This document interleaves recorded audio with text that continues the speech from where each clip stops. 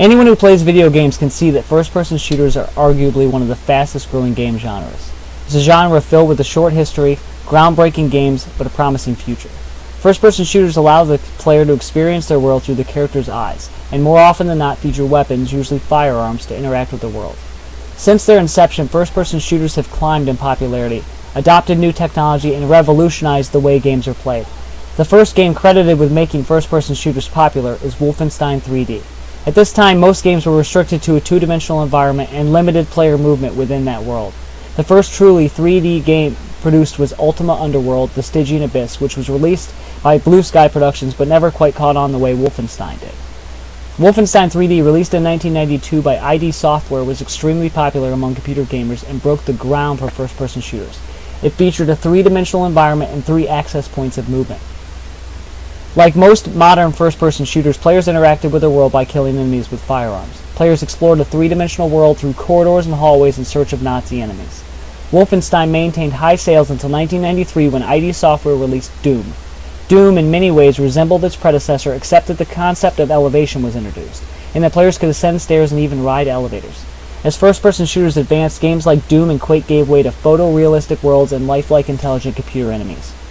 Just as Wolfenstein 3D and Doom set the stage for first-person shooters, there have been many games since that have set the bar again and again for this genre. With each new game came new features and adaptations of the original ideas, dubbing them Doom clones. Games like Star Wars Dark Forces and Marathon were two such games. Marathon featured a real-time voice chat via microphone, which was revolutionary at the time and is now standard in nearly all first-person shooters on the market today. Unfortunately, Marathon's exclusion to Apple computers did not allow it to reach popularity or sales of Doom. During the mid-90s, video game developers were in heavy competition to produce the next great first-person shooter and saw the introduction of Duke Nukem 3D. Released by 3D Realms, Duke Nukem 3D allowed players to stray from their corridors and into an expansive world. The placement of hidden rooms and multiple paths encouraged players to explore their environments by offering rewards for discovering new places and power-ups. Duke Nukem was also the first to implement a feature that allowed gamers to create their own levels. This feature, too, is now available in many current first-person shooters. In 1996, ID Software took their ideas to the internet with a multiplayer mode that was not limited to a local area network. The end product was the game Quake, which featured true three-dimensional graphics and helped to establish online gameplay as a whole. The emergence of first-person shooters on consoles pushed the levels of graphics and the advancements of artificial intelligence.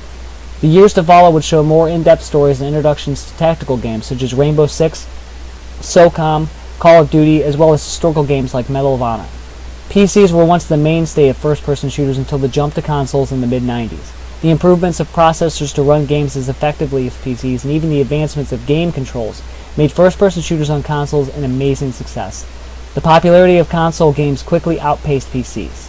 The sales for consoles were $4.7 billion in 2005, with PCs bringing in considerably less. First-person shooters have become the third highest-selling genre of video games, comprising 12.1% of sales, according to Kelsey Lenz from Wichita State. As sales indicate, first-person shooters are only growing in popularity and with a very promising future. The visual dynamics of Doom at the time were the height of what could be done with first-person shooters. With each new leap in game development came a new apex of game advancements. As technology improves, the limits of what first-person shooters can accomplish has been pushed further and further. The injection of in-depth stories, more advancements in artificial intelligence for computer characters, larger worlds, and online gameplay have taken small personal gaming to a large social arena. The PCs to consoles first-person shooters have gained in popularity and limits. As the sales of this genre soar, it's clear that first-person shooters will be on top for many years to come.